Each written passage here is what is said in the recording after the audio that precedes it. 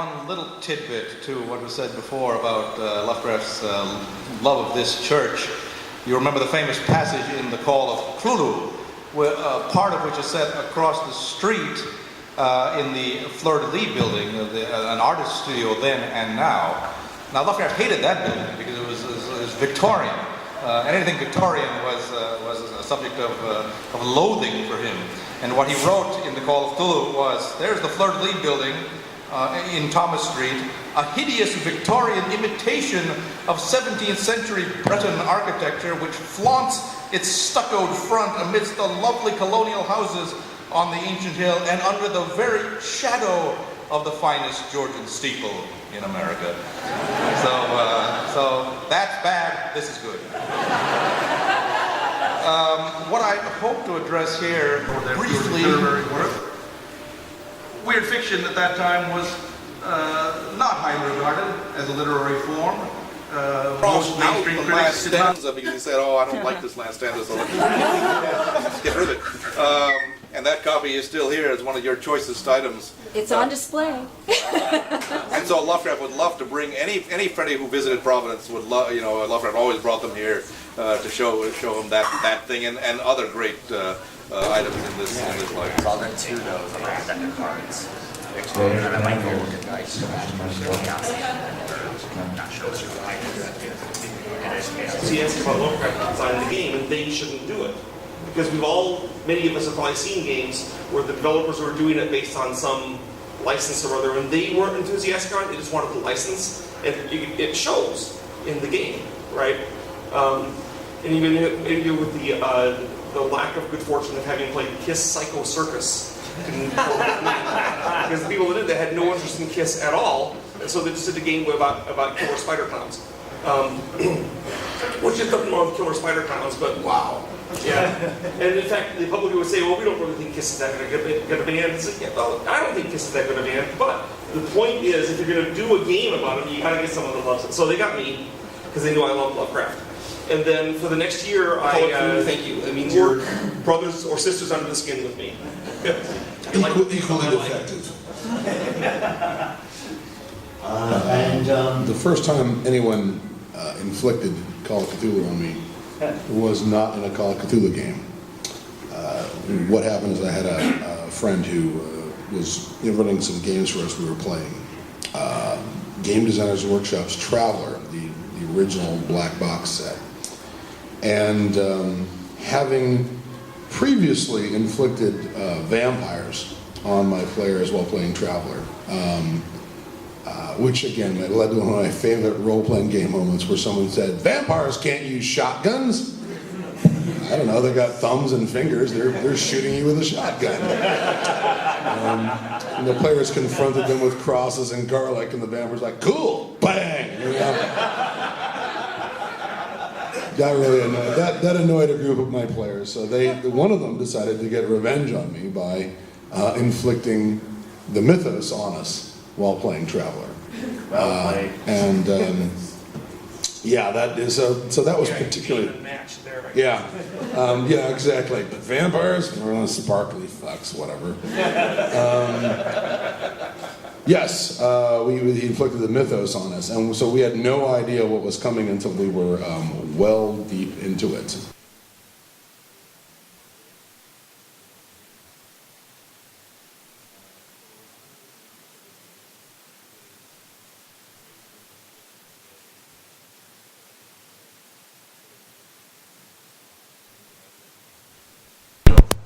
Indie writer. So we'll talk about that.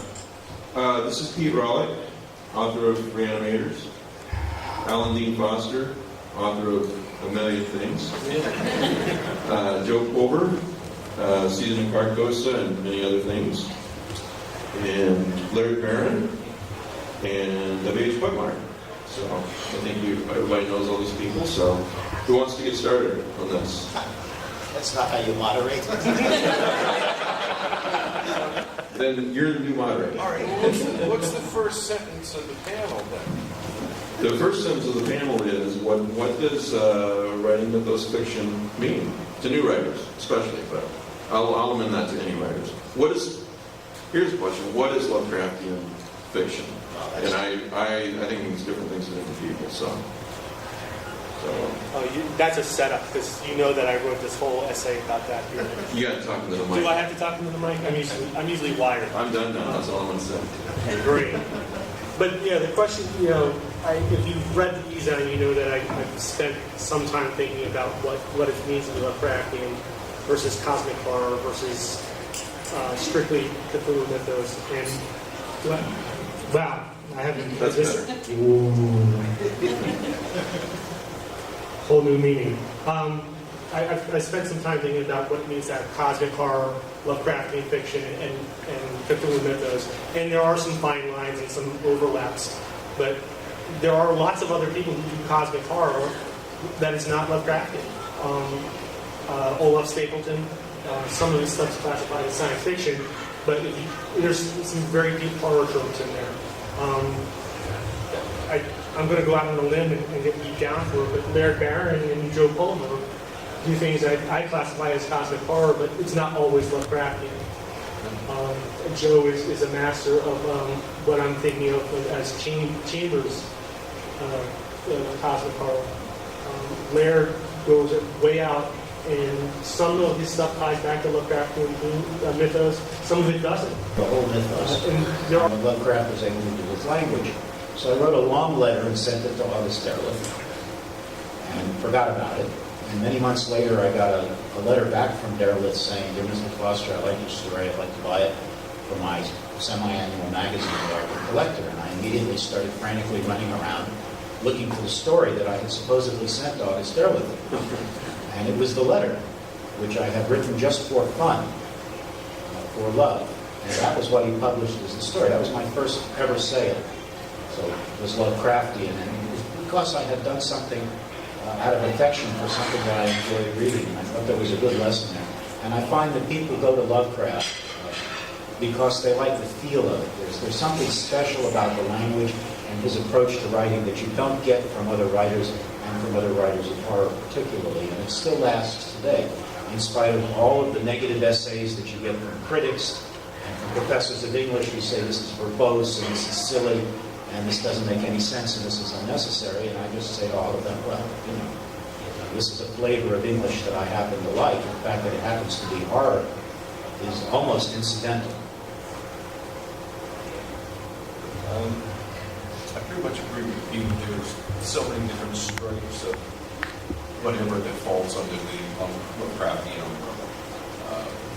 There's one of our finest. He's done cosmic horror that, to me, doesn't have any Lovecraft. To me, he's done things that are very Lovecraftian.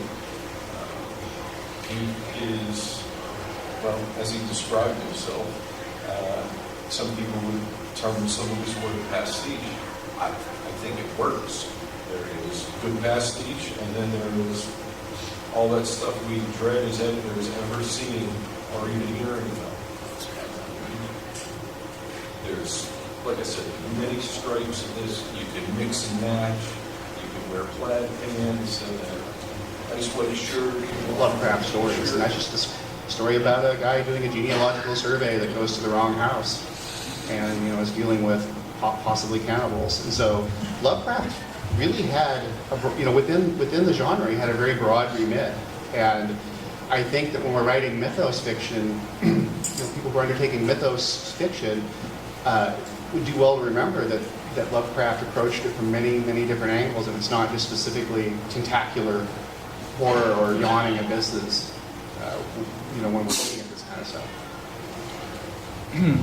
I suffer from a disease called obsessed Lovecraft fanboy, and I cannot help myself. And although my prose may be rather sophisticated, my imagination is purely adolescent. And I love being serious, but I also love the fun aspect that comes from writing mythos fiction. And of course, writing Lovecraftian horror is more than mythos fiction. I have problems with using the word mythos to describe Lovecraftian horror because when I write my fiction, Lovecraft alone exists, and sometimes I will reference other writers and other stories, but that will be for a specific purpose. For me, because I am obsessed with Lovecraft, and this disease becomes worse year by year, I need to pay homage to Lovecraft, and it's just a weird mindset. And being here in Providence escalates that, because Lovecraft is in the air like electricity for me in this town, and I cannot help myself. I've had 7 books published in 2.5 years, mainly because I thought I was going to die of a heart attack. And alas, that did not happen. But I've just been really, really obsessed with writing books that are audaciously Lovecraftian. You have a voice, and if you have talent, that's what I want. I want to know who the next person reads. Don't want to... Lindsay Sterling, Flying Guardian. Oh, I love Lindsay Sterling. Oh, Lindsay Sterling was fantastic. That was a really cool show. Hi, how are you? Would you like free candy? Do you want free candy? Thank you. Okay. Here's the free I have to make sure candy I booth. ask everybody whether or not they want free candy. So here we are at Hotel Providence. Here's the registration table. Everyone checking in. Let's head over this way. Oh, I'm going to get involved in this. More of the registration table. There's high-level stuff. It's got our schedule of events. Heading down to the free candy table. How you guys doing? I'm doing well. Yourself? Very good, very good. Oh, are you taking a video? I am. Fancy.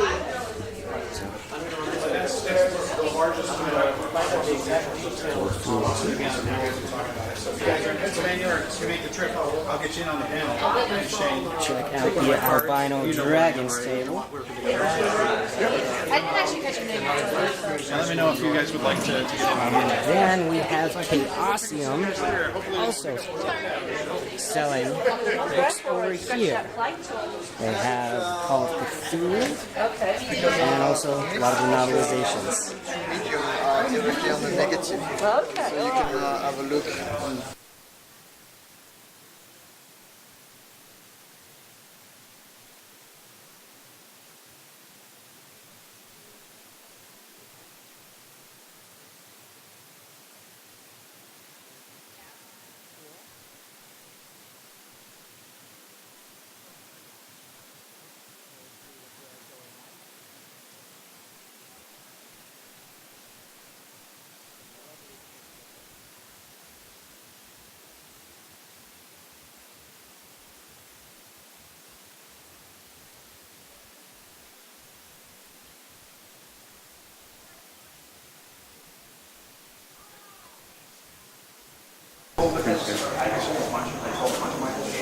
And here's the vendor room, and there's Mr. Rollick. Hello. These 2 guys came up and each bought both of them. And they gave me $250. That's more than I usually make in one in a good day. And let's head over. Lovecraft in the dealer room. Oh, some nice prints.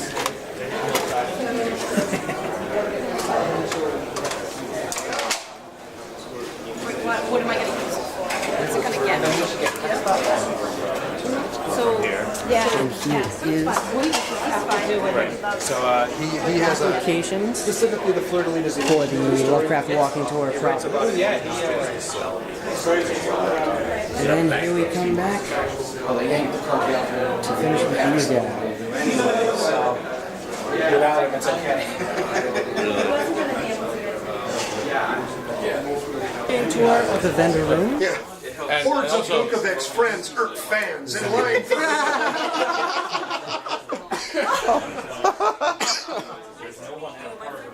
I'm going to meet The lovely folks volunteering from TempleCon. Brought some from the Lovecraft Historical Society. It's really fun. The Society people themselves. And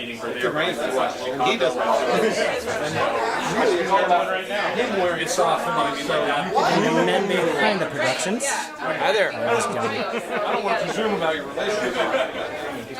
Hardbacks, collected works. Very nice. They've been out of print now for a year or so, and they're really expensive. Yeah, we don't. I think if it's even big. Yeah, the real ending of the story was not one that would be written down by him. It would be recorded in some small space in the next day's newspaper. How the horror writer had been found dead in his library with a single bullet in his head and a revolver in his hand.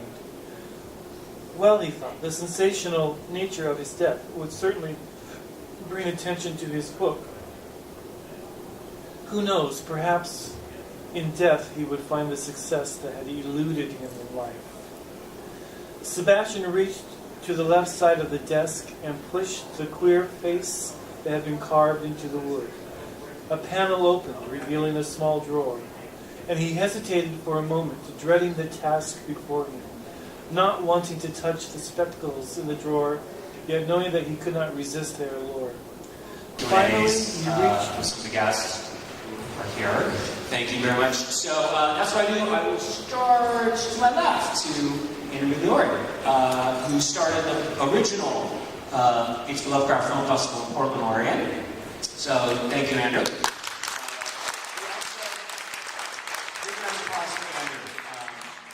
He did a lot.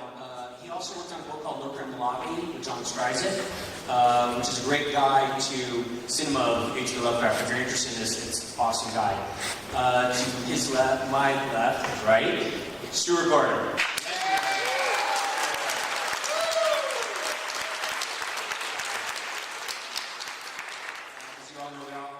Consider Stuart as the godfather of Lovecraft cinema and reanimator and just getting it started. You know, we wouldn't be here, at least us two, without Stuart. So thank you, Stuart. To his left, we have Jovanka Bogovic. Filmmaker helped out with the Lovecraft Bronze Bust project, which you guys can see now in Athenaeum. Which is awesome. Jovanka's also a filmmaker and has made some Lovecraft-influenced films. I'll flip over to the other side. To my right, we have Lars Homeworld. Lars has done a lot of music for film and video games and things like that, and has recently delved into going behind the camera and making film. Talk about true horror. And to his right or left, on my left or right, sorry, Frank Woodward. Frank did an amazing documentary with interviews with a lot of these people called Lovecraft Fear of the Unknown, which I highly recommend you pick up. It's just a great primer for Lovecraft's influence, Lovecraft in films and everything like that. He's got interviews with Ramsey Campbell and Neil Gaiman and Guillermo del Toro, etc., etc., etc. So we switch up Frank's film. And to the right, we're very honored to have Diane O'Bannon.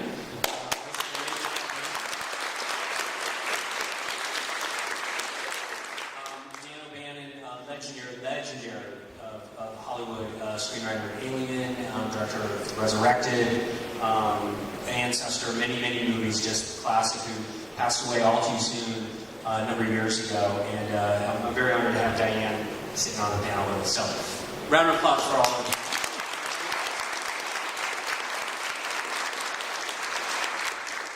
It was before Roger Corman went on to do, the Haunted Palace. Those were pretty much the earliest ones that were, I would say, officially the big-time fanzine editor and writer and eccentric. Well, I think we're all eccentric up here. Yeah, right. I'm Lois Gresh. I've written 27 books, New York Times best-selling author. 55 or 60 stories. about 12 coming out in weird fiction over the next, whatever, year or two, whenever this stuff finally comes out. I guess that's awesome. Hi, my name is Scott. That's okay. I first discovered Lovecraft when I was about 15 years old, and I started reading Lovecraft, and at age 15 I didn't get Lovecraft at all. And I came back to it about a year or so later and tried again, and for some reason this time it really clicked, because when you're 15 or 16, you're reading these stories about horrible gods from beyond time and space, and forbidden books and tentacles, and it's all really great. So that's sort of how I ended up discovering him, because I saw this game called The Call of Cthulhu, a role-playing game. So that's sort of my gateway into Lovecraft. And how did you folks first come across Lovecraft, and what was your intro to Lovecraft? How did you discover him? It was the Lancer paperbacks, and I would swear my old pal Russ Farrington suggested I read them, though he swears I suggested he read them, so I don't really know, but I thoroughly